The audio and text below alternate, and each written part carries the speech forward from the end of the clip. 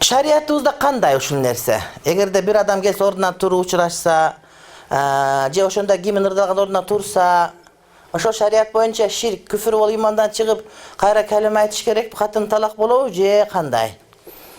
Бул бардык өлкөлөрдүн бардыгында бар, ушундай ырым-жырым. Мишкатул Масабих деген китеп бар, баарыбыз билебиз, Имам Тибризидин китеби. Китептин асли Имам Багавийдин Масабиху Сунна деген китебине келип такалат. Масабиху Сунна деген китеп Имам Багавийдики Шафи мазхабында чоң китеп. Мына ошону кыскартып Мишкатул Масабих деп Имам Тибризи жазган. Ага биздин Ханафи алымыбыз Мулла Али Кари Ал-Макки Ал-Харави бу киши шарт жазган. Миркатул Мафатих деп. Миркат Ал-Мафатих 9 жилд, 9 том. Ошол айтат, ибадат достор бияка жазыш керекпи? Мулла Али Кари айтат, намаз ибадаты бул ибадаттан эң улугу. Бир дагы ибадат айтылынбайт, ошол ибадат жок, мусулман эмес деген бир намаз айтылынган. Пайгамбар алейхиссалам айтат, биз менен бизден башкалардын ортосундагы айырмачылык бул намаз деп айткан. Намаз. Ошондой эле башка бир хадисте айтылат, кимде ким намазды тургузса, өзүнүн динин тургузган болот деп айтылат. Бирок башка ибадаттарда бул нерсе жок. Бул намаздын өзүнүн фазилети ушундай эмес.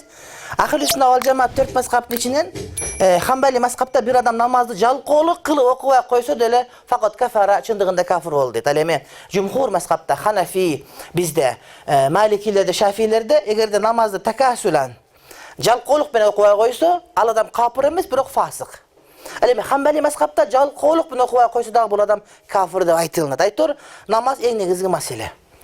Намаздагы эң жеткен жери кайсыл? Бул сажда. Намаз ибадаты адамдын эң улук ыйык жерин, касиеттүү жерин жерге коюп аткара турган ибадат. Демек, намаздан максат мурат бул эмне? Сажда. Ар бир ибадаттын өзүнүн точкасы бар. Мисалы үчүн, умра деген ибадат бар, ажылык деген ибадат бар. Анын точкасы ажылыкта Арафат болсо, умрада таваф. Умра деген эмран, толтуруу деген, Кабаны Байтулланы толтуруу деген сөз. Демек, умрада таваф кылабыз, сай кылабыз, палан түгүн эшмет ташмат кылабыз, бирок барды келип умрага байланат. Ошол сыяктуу биздин намазыбыздын бардыгы келип саждага байланат. Сажда намаздагы негизги маселе. Сажда. Адам жыгылат жерге, башын коёт. Бирок саждага дароо кетпейт, ошого бара турган жолдору бар. Саждага чейин адам рүкү кылат, ага чейин түз турат. Демек, кыям ибадат, парз намаздагы. Ошондой эле рүкү дагы ибадат, намаздагы кыям, рүкү парз, анан сажда дагы парз. Бирок кыям менен рүкү саждага алып бара турган урматтуу бир тууганы бул жол. Адамды даярдап барат. Кандай мисал? Кур'ани Каримде арак дароо арам болгон эмес, арак ичүү мас болуп намаз окубагыла деген. Арак ичип атып, намаз учурунда арак ичпей келет, ана барып отуруп, арак такыр ичпей келет. Тадарруш, тепкич менен, этап менен келгенде эле адамды мына ушул эң жеткен жерге, сажда деген жерге жеткирүү үчүн Аллах Таала бизди даарат алдырып, намазга турдуруп, кыбланы каратып, ниет каратып, кыям кылып, анан рукуга барып, акыры барып, саждага барып, биздин эмне саждабызды жеткирип атат.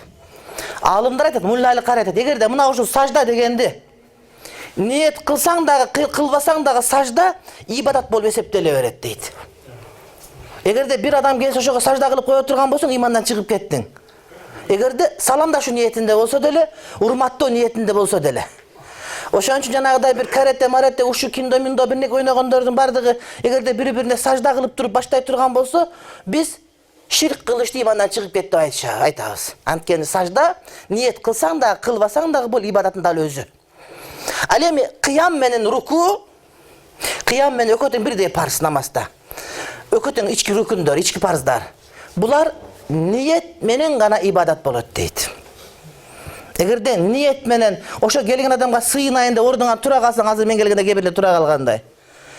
Же келгенде ошого мен ибадат иретинде жүгүнөйүн деп жүгүнө кала турган болсоң, имандан чыгып кеттиң, урматтуу бир тууган. Анткени ниет менен кыям жана рүкү булар ибадат болуп эсептелет.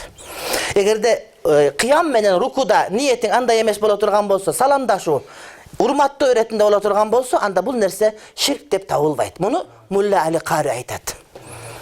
Адамдардын илими өтө терең болбогон себептен куду сажданы кандай башка бирөөгө кылса ширк болгондой эле башка бирөө үчүн турсаң дагы, башка бирөө үчүн жүгүнсөң дагы, рүкү кылсаң дагы ошону ширк деп айткандары бул чала сабаттык. Жанагы чала молдо дин бузар деген сөз бул чын сөз. Анткени динди молдо эмес бузбайт. Таза молдо бузбайт, только эле чала молдо бузуп берет. Азирет Али айтат: "Ал-илму қалилун юкассирухул жухала." Илим аз эле нерсе, аны жахилдер көбөйтүп таштайт дейт. Бул телефон үчүн окшойт да? Телефондон эмес, микрофондон алган. Мен телефонум ушунданбы дейм, маркасыга берейинчи. Ушундан болот а дейм. Демек, азыркыдай биздин ошол гимн ойнолгондо ордунан тура турган болсо, же кайнеси келгенде келин жүгүнө турган болсо, ниетинде сыйлоо, урматтоо боло турган болсо, бул ширк эмес. Ширк эмес. Шарият өкүмү ушундай. Ширк эмес болсо эмнеге кээ бир адамдар мындан тыйышат? Биз алдын алып тыябыз. Мисал үчүн тумар тагат. Тумар сактайт деген этикат түшүнүк болсо адам имандан чыгарат. Тумар сактабайт. Бирок Айша эне жазганда Фатиха сүрөсүн жазып, ошонун жаш баланын бешигине тагып коюп, Аллахтын сөзүн сактап атабыз, Кудайым өзү сактайт. Аллахтын каламына урмат көрсөтүп атабыз, Кудайым өзү сактайт деген ишеним болсо, ал тумарга тыюу салынбайт. Бирок сен тумар тагып алсаң, элдин баары көрүп туруп, тумар сактайт экен деп, тумардын ичинде дагы бир бала бар экен деп түшүнүп, адамдар сени көрүп ширкке кирип кетпеш үчүн тумар такпай деп айткандай эле, адамдар сени көрүп жүгүнүп аттыр, ага кыям кылып аттыр деген үчүн сен турба деп айтабыз, сен жүгүнбө деп айтабыз. Ниетиң түз болсо дагы. Ыссы көлгө барганда келиндер бизде көлдө ушундай эрте менен баштап кечке чейин карыганга чейин жүгүнө берет. 79да кемпир 80деги абысын көрүп калса ага деле жүгүнө берет. Өзү 79да. Аны 80де бирок жүгүнө берет анткени. Бирок ниетинде саландаш иретинде. Японияга барсаңыз дагы бар 100 жолдан жүгүнүп чыккычан киргичен чарчап каласың, бирок алардыкы урматтоо салам иретинде ал ширк эмес, урматтуу бир туугандарым. Бирок биз айтабыз келиндерге жүгүнгөндөн башка урматсызды көрсөткөндү үйрөткүлө дейбиз. Осман империясынын киносун көрдүңөр барыңар, Султан Сулейманды.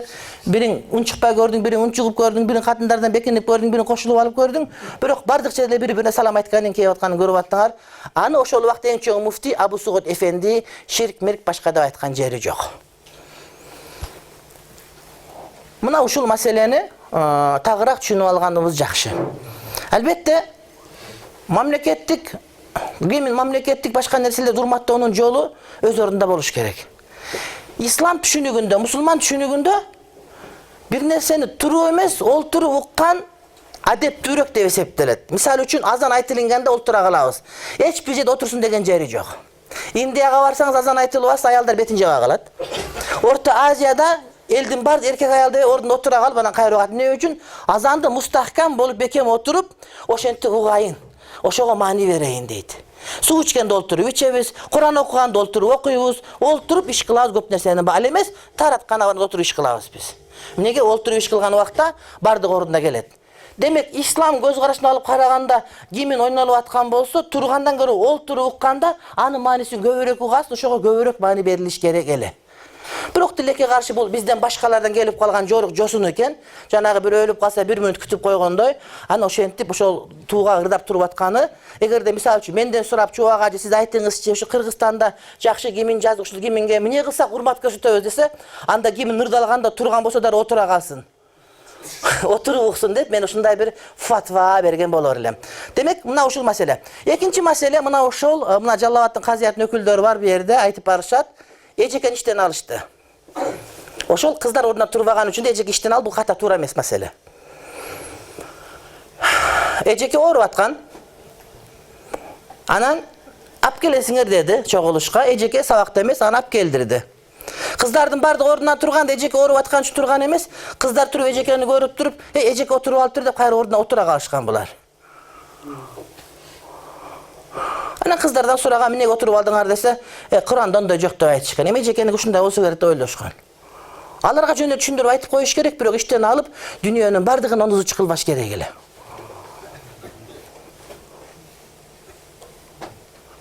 Кочкордо бир инвалид бала бар экен, баса албайт экен, мектепке бара албайт экен. Ага коляска сатып бериш керек, азаттан жарыя кылышты. 30 000 сомго бир жоолукчан кызыбыз, тесеттүр кызыбыз, мусулман кыз сатып алып берди. Atım aytpagile, atım hiç kim bilbesin, Kuday üçün bolsun dedi. Nurgazını kıyaldı, azattan götür ayırubay ketip atat. Oşol jolukçan bolgondugu üçün adamlar аны көп maqtagan jeri жоқ. Bürö satıp alıp beriptir dedi. Biroq joluğu var, büröde hiç kim aytkan jeri жоқ. Al эми 3 kız 4 kız turbay koy, esi kızlar turbay koysa, jolukçan kızlar turbay koy dep aytышат. Жөн эле kızlar turbay koy деген jeri жоқ. Бул деген демек, ошол жоолукка болгон адамдардын ичиндеги ичкүйдүүлүгү, жоолук адамдардын көрө албастыгы урматтуу бир туугандар. Ана ошого биз да кошулуп алып, жоолукчун андай мындай дегенибиз таптакыр шарият боюнча дагы, закон боюнча дагы туура эмес болуп эсептелет. Мен ошого каршылык билдирет элем. Эжекен иштен алган туура эмес, болоңарга түшүндүрүп айтып эле, эгер ушунда тура турган болсоңор зыян тийбейт. Балким силер түшүнүп алгандырсыңар. Сажда менен кыямдын паркы жок деп туруп. Жок, ордунда паркы бар, паркы мына ушунчалык деңгээлде деп түшүндүрүп айтып койсо, иншалла маселенин бардыгы ордуна келе бермек. Мына ушул биринчи маселени мен өзүм айтып беринге силерге. Экинчи маселени силерден угайын дегем. Кайсыл маселени эгер козгогон болсо жакшыраак болот? Эгерде Муртазадан уруксат берсе.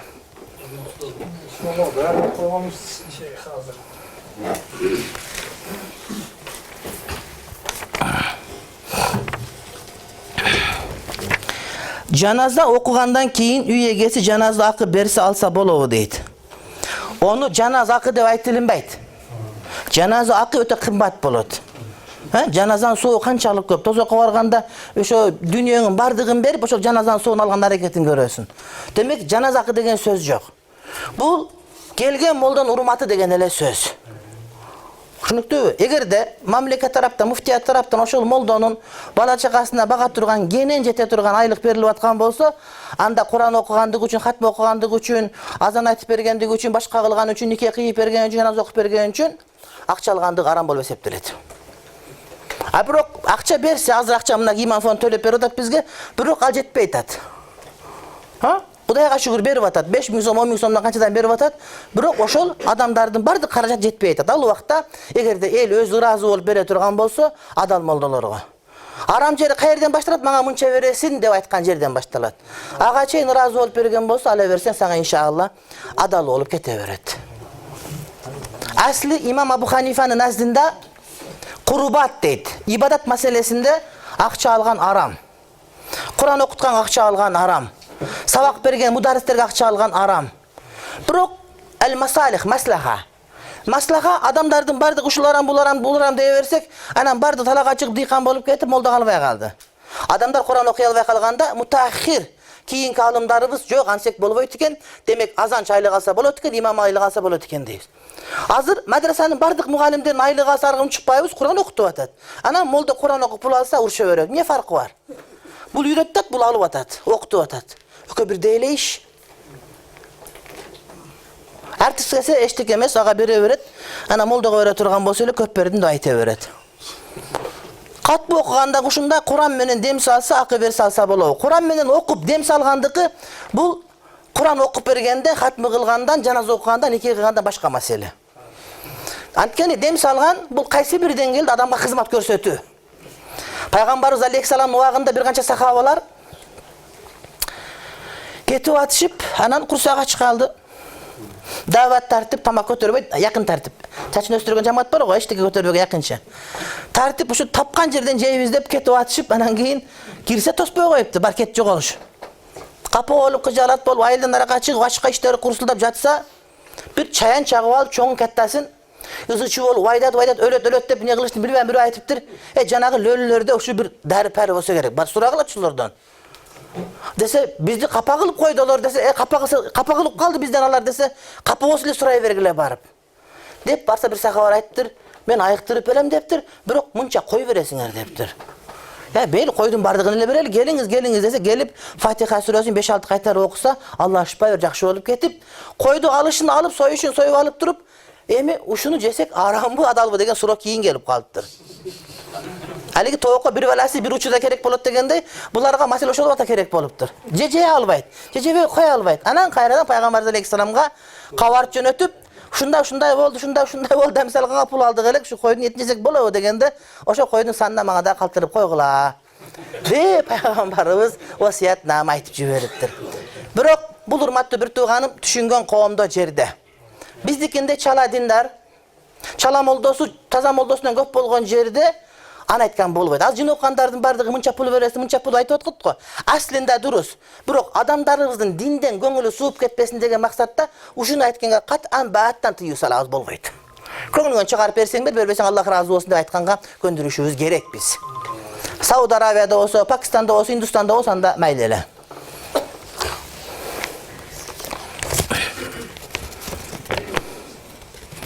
Selam aleykum. Sizden soranıç, bu жерде barımız ele imamбыз.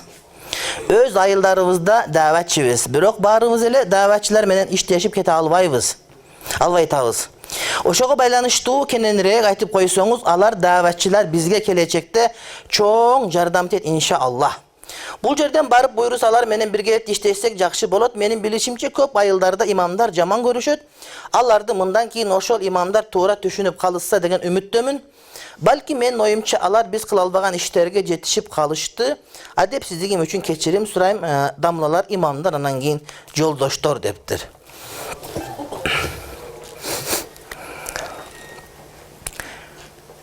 Ötkönde uçur degen gazetke mena suroo berişti. Kazakistanda davat degen jok, Özbekistanda jok, Tacikistanda jok, Rossiyada jok.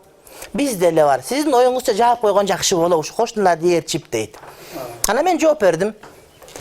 Tuğra Rusya'da jok, Kazakistan'da jok, Özbek, Tacikistan'da jok. Birok uşular dünyanın bardık ülkelerini düşündürüp bizge. Uşulardan başkasının bardığında var. Uşular dele jok. Ana bizde dağı var. Birinci mesele. İkinci mesele Rusya al Hristiyan memleket. Alar popun kanda hurmatlayıp bilesinger. Pop, alarda prezident, ana premier minister, ana Konstitusiya sotun төрагасы, keyin pop kana atayın akırana menen жүрөt. Pop ушунда bizde moldalardı эмне кылат? Tartıp көчөгө чыгара берет сүрөттөрүн. Muftilerdi. Ayakta pop ушунда урмат кылат. Dini batıl. Akidası kata, tuğra. Tozoктун төрүнө бара тургандар, бирок ошолорду ошондо урмат жалгандан болсо дагы динден урмат кылат. Ошондой кана ошондой болсок биз. Demek Rusya'nı tuğra aytırgan bolsa tuğraş gerek. Allar pravoslav ошондой кылса биз мусулмандар ошондой кылышыбыз керек. Биз дагы мыйты ошондой көтөрүп алыш. Максат ажы келгенде эч жакка жолотпо андай мындай кой түшүнтүп карап, жат немеге резиденция жаткырышыбыз керек болот биздики анда. Эгер ээрчиген болсок. Ал эми калган өлкөлөрдү жок, алар бизди ээрчисин. Эмнеге биз ээрчишибиз Өзбекстан же Тажикстан же Казакстанды? Биз асыдабыз. Биздин адамдардын жүрөгү ачык. Бизде ажыга ким барган барылат. Бизде ким каалаганын сүйлөй алат, калган жакка барып попро бир нерсе сүйлөп көр. Ал эмес СССРдин башка мамлекеттердин баарына, Дагестанга бар, Чечняга бардым, бир нерсе сүйлөп көрсүн. Бизде салафи деле, хизбуту деле, даватчы деле, нуржусу деле, жөнөкө деле, башкасы деле каалаган чыгып сүйлөп атат. Биз ошондон тандап алып, өзүбүздүн туура исламга акыр жакындап кетип атабыз биз. Адамдарды эч убакта кыйнап, динде бир жака буруп кое албайсың. Адамдар ошого канаат кылыш керек, ишениш керек, түшүнүш керек. Ошондо гана туура же туура эмес экенин билгенде бардык ордуна келет. Ошон үчүн ушул маселеде биз Орусияны, Өзбекстанды туура айт, башканы туура айт деген жери жок. Азыр биз басып өткөн жолду акыркы 20 жылда башка бир дагы кошуна өлкө, даже Россия басып өткөн жери жок. Биз басып өткөн жолду Россия басып өткөн жери жок. Бишкекте бир жерден митинг, нарагында кадимгидей базар кыла беребиз, биз ага маани деле бербейбиз. Ушундайбы? Ушундай bizde. Bizde адамдар өзүн өзү бага турган иммунитет пайда болгон. Мамлекет карайт деген жок азыр bizde. Ар ким өзүн өзү, башка жерлер мамлекет бузулуп кете турган болсо, эл ачка өлүп калат. Куду биздин 20 жыл мурдагыдай болуп. Азыр андай жок bizde. Кудайга шүгүр, Орусияны канча кыдырып келдик, көп жеринде имамдар биздин кыргызстандыктар. Имамдар 60 миллион Орусияга, 6 миллионду Кыргызстан имамдарды экспорт кылып атат. Кудайга шүгүр, Москвада, Казанда, Екатеринбургда, Новосибирскийде, Читада биздин өкүлчүлүктөр, муфтият өкүлчүлүктөрү бар. Башка өлкөлөрдүкү жок. Кудайга шүгүр, биз жактан бир молдосу барса, Москвадан 25 миң адам жөн эле чогулуп коюп, маселе угуп коет, бирок башканын экөөнүн башын кошо албайт. Кудайга шүгүр, дүйнөдө бир эле бизде Площадьта 200 миң адам намаз окуп, башка жерде бул жок. Азыркы биздеги диний эркиндик бул көп араб өлкөлөрүнүн ичине кирбейт. Ал эмес Сауд Арабия, Макка Мукаррама ошо 10 жыл окугам. 9 жыл окудум. Ага да жетпей калды бир канча. Харамдагы имамдар, мына Шейх Абдулла билет, кагазга жазып хутба окушат. жазып текшертип анан келип кайра окуп берет сизге. А бизде бар имамсын бирөө мышыгын пуштеген жери жок. Чыгып алып узунун канча туураң ошончо каалагандай сүйлөйсүн. Бизде эркиндик. Мамлекет өзү баш болуп мамлекет чиновниктер апартта тизип берип, алып келип ушу курортко мен мисалы үчүн 2 жыл муфтий болдум, башка болдум, курортко жатканга каражатындагы болгон жок, мүмкүнчүлүгү болгон жок меники. А силер курортто ошол жерде сабак окуп отуруп атасыңар. Бул деген биздеги бар неаматты биз эгерде урматтабасак, сыйлабасак, анда көзү жөн эле көрүп болот деген сөз. Карапайым адамдар билбей калышы мүмкүн, түшүнбөй калышы мүмкүн, жаңы мусулмандар new муслим түшүнбөй калышы мүмкүн. Бирок эки элге, эки адам имам болгон, бригад болгон молдолор муну биз жакшы түшүнүшүбүз керек. Азыр Кыргызстанда мусулманчылыгыбыз бир калыпка келген үстүндө кетип атабыз. Тажикстандын өзүнүн мусулманчылыгы булар көчмөн эл эмес экен, илгертеден калыптанып калган. Булардын молдолордун элитасы бар. Аксакал молдо, бул молдо, бул молдо. Өзбекстан, бирок кыргыз менен казак бизде андай чөнүк жок. Биз айрыкча кыргыздар, кыргызстандыктар, казактар бүгүнкүдөй каттуу мусулман болгон эмеспиз, муну уялбай айтышыбыз керекпиз. Тоодо көчүп жүрдүк, башка кылып жүрдүк, улак тартып жүрдүк, башка кылдык. Азыр деле тартып атабыз улакты. Жума сайын зерикпей. Бирок бүгүнчөлүк мусулман болгон эмеспиз тарыхыбызда. Демек кыргыз исламынын калыптануусунда биз молдолордун бардыгы салым кошуп алышыбыз керек. Азыр улут деген бөлүнүү жок болуп кетти. Биз кыргыз эли дегенде кыргызстандык өзбектер, тажиктер, кыргыздар, орустар, татарлар бардыгыбыз кыргыз эл деген түшүнүктү туюп калдык биз азыр. Демек бардыгыбыз чогулуп, Кыргызстанда мусулманчылык кандай жолдо кетип атат дегенге биз азыр ушул жердегилер салым кошуп аткан адамдарыбыз, урматтуу бир туугандар. Бизде мусулманчылык кандай болуш керек? Радикал болуш керек. Бизде мусулманчылык кандай болот? Жок.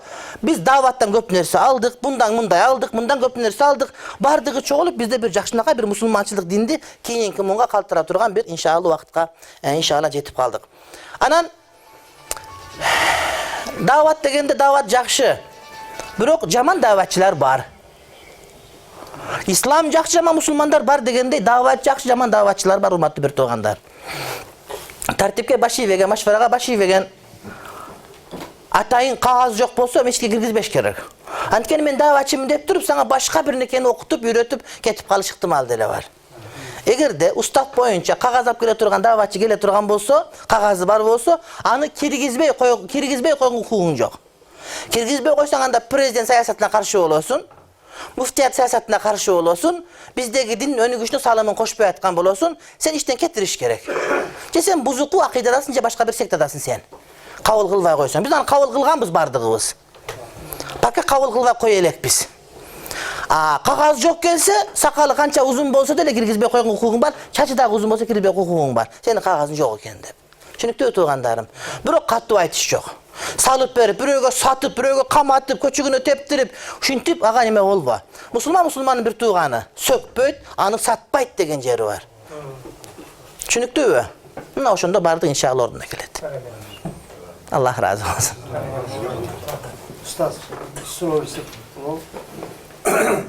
биз эгерде ошо апасы же атасы кайтыш болсо, баласы имамчылыкка ушу жаназаны өткөнгө укуктуу же имам хай айылдын имамы өтүш керекпи? Ушу суроо. Эгерде маркумдун баласы жакындары болсо, анда муфти келсе деле баласы укуктуу болот. Илимдүү болсо, окуй алса. Асли жаназаны окуп бериш, муну молдо деген кызмат бар го, бул бизде эле туугандарым. Bir айылга бирден молдо, bir айылга бирден айыл өкмөт, анан кийин облус район деген түшүнүк, бул СССРдегилер бизде эле. Аслында ар ким никесин өзү кыят, жаназасын өзү окуп кете бериш керек. Негизи. Бирок никени ошентип кое турган болсок, биздики бир күн даватка чыкканда эле нике кыя бере турган болуп, эри бар, катындары бар нике кыйылып шарманда болуп кеттик. Ошон үчүн кой аны молдо эле кыйсын деп атабыз. Азыр мыйзам кабыл алып атабыз. Молдо эле гана кыйыш керек болду. Же окуп кагаз алган, ушундай лицензия алган бирөө, анткени ошол эрге тийгенби жок, бажыраштуу, махрам барбы жок, муну такташ керек да, илим керек. Жаназа боюнча баласы өзү билсе, өзү окуп барып көмө берсин. Куду намазындай эле. Ошондой жок болгончу бизде молдо болуп калды. Эгерде өзүнүн баласы биле турган болсо, анда өзү окусун дагы, бирок молдону капа кылбасын. Молдону ыраазы кылсын. Анткени молдо ошого убактысын бөлгөн. Сен өзүң окуй аласың, кыйын бол, дадил чыгып атасың, бирок калгандардын бардыгы окуй албайт. Молдо карточкасын айдабай сен үчүн калып калган. Уялып чыгып кетсе болот, уй кайтар, уйчу болуп, койчу болуп кетпей калган. Жаназаны өзүң окусаң дагы пулуңду молдого бер. Азырынча шарт ушундай. Анан кийин анан жакшы болуп кетсек анда көрө жатарбыз. Аллах разы болсун. Ушундай таксырым. Бүгүн биринчи күн да? Бүгүн биринчи күн башталды. Менде суроо бар. Шам намазынан кийин эмчен Кур'ан окулбайт? Бул биринчиси. Экинчиси, мына халык менен махырдын айырмасы же бирдейлиги кандай? Үчүнчүсү, мына Шамширдин Абдухалык оğlu деген авалы неме болду? Шамдан кийин эмнеге Кур'ан окулбайт дегени окубаган үчүн эле Кур'ан окулбайт, окусаңыз окулуп калат. Тартип ошол эле. Ошол эле болду. Болгону биздин уюбуз, коюбуз келип калып шамдан ишибиз көп болуп кетет. Аны экинчи шам менен куптандын ортосунда убакыт аз болгон себептен окубай калганбыз. Үчүнчү бир себеби бар, Аллаху алам. Адатта илгери Кур'ан окушканда жаттаганда эмес, китептен карап окушкан. Анткени китептен карап окуганда, китептен карагандыгы 1 сооп, окугандыгы 2 сооп, уккандыгы 3 сооп болот да.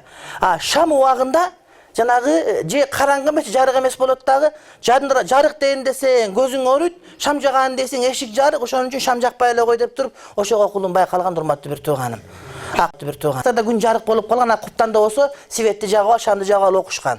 Ал эми мүрүл бараң болуп турса, же караңгы эмес, жарык эмес убакта шам жагып убара болушкан эмес, ошон үчүн Кур'ан окулбай калса керек. Аслында намаздан кийин сөзсүз түрдө Кур'ан окуш шарт эмес. Салам берип ошо менен бүтүлөт, бирок биздин Орто Азиянын ушундай бир адеби бар экен, Кур'ан окуп дагы бир пата кылып, итине чейин калтырбай, ошентип, азыр бир жака конокко бардык элек, мынакей 15 жолу пата кылып, силерден кеч калып калдык. Оптон кылсаң деле болот эле, бирок 15 жолу пата кылдырды, майыл деп, неме төкөгөз алмаксам да пата кылып отуруп, 15 мүнөт кеч калдык.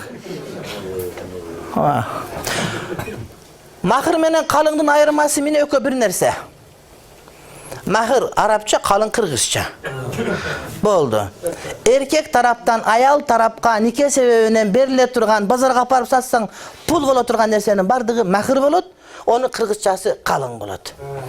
Анан бир молдолор айтат, махыр деген кыздын акысы, калың деген атасынын акысы, эне сүтү, палан сүтү, алардын бардыгы жок шариятта. Сен молдо катары адамдардын кылып аткан ишин бул арам, бул туура, бул ката дебестен бардыгын туурага чыгарган аракетин көрсөң. Эркек тараптан аял тарапка берилген дүйнөнүн бардыгын махыр деп эсептей турган болсоң, махырдын эң азы 10 дирхам, көбүнүн чеги жок. Асмандагы ай жылдызды кошуп берсең деле жарай берет, анын көбүнүн чеги жок. Ошон үчүн эркек тараптан аял тарапка берилген дүйнөнүн бардыгын махыр эсептесеңиз, бардык жанагы эне сүтү, ата сүтү бирнеке дегендердин бардыгынын бидаттан кутулуп кетесиз. Алым ошондой алым болот. Адамдын кылган ишин сразу бидат дебестен шариатка окшоштабы жер, ошого оодарыш керек, анан болбосо тыйыш керек. Үчүнчүсү Шамсудин Абдухалык уулу. Бул киши салафи акидасындагы адам Абдували Карынын шакирттеринен болот. Салафи акидасында ошону китеби да ошондой, Сауд Арабиядан бастырып келген китеп. Акидасында биздин акидага кошпойт. Анан бул кишини ошол өткөн кече макаласы ошону айтып атасыз, кайрылуу чыкты, кече майдан кезге чыкты. Ошол Адеп Пашатын, Хидмет, Фетхулле Гүленин шакирттерин, андан сырткары даватчыларды жана ихвандарды, булардын бардыгын секта деп айтты. Ал туура эмес сөз. Секта деген сөз жанагы пайгамбар алейхиссалам айткан, 73 фиркага бөлүнөт, бирөө мусулман 5 кат калган тозокко барат деген, тозокко бара тургандар секта деп коебуз биз. Секталар биздин Кыргызстанда Ахмадилер бар. Муну Оштогу жана Кашкар кыштакта толуп кеткен. Экинчиси шииттер бар, үчүнчү исмаилиттер бар. Агахан мектеби Ошто, анан кийин Нарында университети бар. Ошолор секталар. Анан калгандар бар, Ахлү-сүннат вал жамаат, жамааттар гана. Ахлү-сүннат вал жамаати жамаат бар. Бир мадрасанын ичинде 10 бала бүтүп чыкты дейлик, бир устаздан.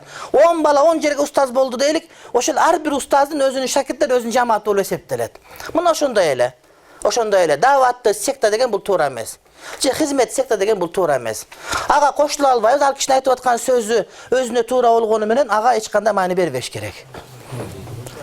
Анан жазган китеби бар, Сабил жана Субул деген. Ошол китебинде Азирети Абу Ханифа минтип айткан деген сөздөрдүн кээ бирлери Абу Ханифа айткан эмес. Даиф риваяттар. Абу Ханифа минтип айткан деп айтып туруп, анан ошону менен силер ханафилер, матурилер минтип айтасыңар, силер айтканыңар туура эмес, Абу Ханифа минтип айткан деп. Жок, Абу Ханифанын Abu Muti'inil Balhi деген шәкіртінен риваят қылған Фиқхул Абсат бұл даиф риваят. Фиқхул Акбар бұл машхур риваят. Мен бұны жаздым елем. Анан қайра жанағыда бір өтшік қойған болса, аны тим қойсын қатып қалады, жыттанбайды, анан барып тепкілесең, бұссың анандағы сасып кеткенде сасытпайын деп бұны шықпайлы қойдым мен. Бол болсын құп сатыш қолыман келетеле, бірақ сасытқым кебеді. Қатып барып аға қалып кетет дедім.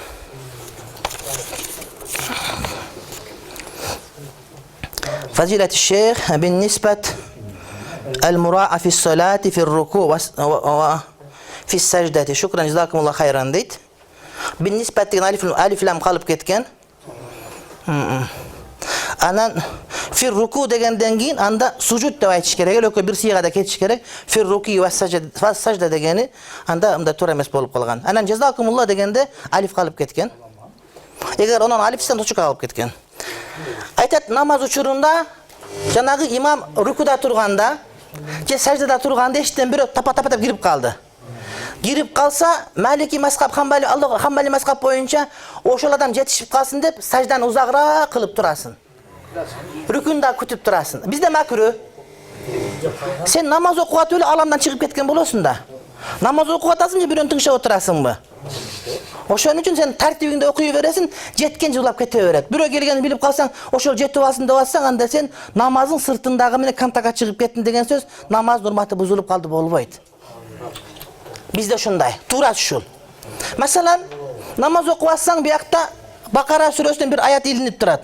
Окуп атып эле ошону алиф лам мим деп окуй турган болсоң, намазың бузулат сеники. Ушундай. Аны окатта кээ бир туугандарыбыз айтып берем азыр. Тара окуп аткан эртең орозодо барды китеп карма окуп атат. Намаз фасид. Анткени намаз ибадат, Курандан окуган бул таалим, Таалим намазда жүрбөйт. Ал өзүнчө бул өзүнчө. Намаз окуп эле бирөөгө Фатиха үйрөткөндө, нангескенди үйрөткөндө, коюп акканды үйрөткөндө эле сен башка бирөөгө Куран окуганды үйрөтүп атасың, же өзүң жаттап атасың. Намаз серьезный болуш керек. Ошон үчүн эгерде билсе, алам таракайфадан биягын окусун, билбесе. Билсе, кары болсо окусун, эркек болсо, болсом китеп карап ал окубасын. Саудияга барган элдер ошентип китеп карап окуп аткан болсо, ал бизге худжат эмес. Эч жерде келбейт, арабтар дээрчигил, араб дээрчи адашпайсыңар деген жери жок. Куран дээрчигиле дегени бар, хадис дээрчи дегени бар, сахабан дээрчи дегени бар, бирок маккаликтарды, мәдиналыктарды мен Маккада окугам. Же саудиялыктарды, же арабтарды, же өзбектер, же кыргыздарды ээрчисеңер туура болот деген жер эч жерде жок. Ошого ажыга умрага барып келгендер, көрүп бияка туура бергендер, практикалай тургандар бул чычкандар эмеспиз, чычкан тажрыйба кыла турган эмеспиз биз. Биз китеп менен, дин менен жашайбыз. Түшүнүктүү тууган. Ошон үчүн имамдар таравыда билсең өт, кагырлыкка болбосом сен жөн эле окуй бер мындай эле. Таң калдырба бизди Куран менен. Арабтар келип өтүп алган болсо, кой бияка тур. Билсең келип окуп болсом, алам таракайфадан биягын окуй бер, же билген жеринен биягын окуй бер деш керек. Намазда башка ибадат кошпошубуз керек. Түшүнүктүү туугандарым. Намаз бузулат, фасид болот. Бирок мен көп көрүп калдым, биздикилер кыргызстандыктар көп ноокатта көп көрдүм ошону. Төлө карака бардык. Дагы бирөө бетте карап отурат. Бири-бирин оңдоп коет, китептен карап отурушуп. Анда мен деле окуп берем, кары болсоң ачып алып Куранды минтип. Неге карака нурмат, карака Куран жаттаган үчүн, эмге кылган үчүн? Жакшылап жаттап алам, чалап учуп Курандан кармап кары болгон. Анда өмүр бою мен кары эчкимге карылык бербей койгом, тарабага чыгып алып, ошентип турайм мешитке барып. Не деген сөз бу? Жаттасаң өтпө, болсом өтпө. Калп эле карака болуп. Шамдан кийин Тухфай Расул деген намаз бар экен. Жана хадисте Ауабин деген намаз окуса жакшы деп келет. Кайсыңыз туура? Ауабин намаз. Ауабин намаз бул духа намаз убагында бар. Күн шашке көтөрүлгөн, жана шамдан кийин убакта Ауабин деген намаз бар. Тухфай Расул деген пайгамбарга белек деген сөз. Тасаввуфту кармаган көп алымдар окушат, бирок сахих риваяттар бул Ауабин намазы. 2 рекет, 4 рекет, 6 рекет. Окусаңыз иншалла сол көп болот.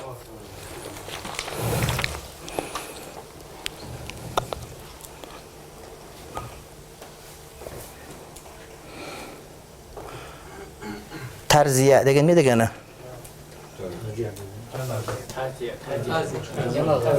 Тазия деген көңүл айтуу деген эле сөз. Жаназа намазы. Тазияга барып жаназа окуйсуз, Куран окуп, кайрадан жеп-жебей кайтып келе берет. Жесеңиз арам, жебесеңиз дұрыс. Ошол тазия. Арам аралашкан тазия, адал тазия, шарият буйруган тазия, шарият буйрубаган тазия бар. Тазия башка бирөөгө азасында тең бөлүшүп барып, таксырым артык кайырлуу болсун, аздамалы ажыратып айткан ушул тазия.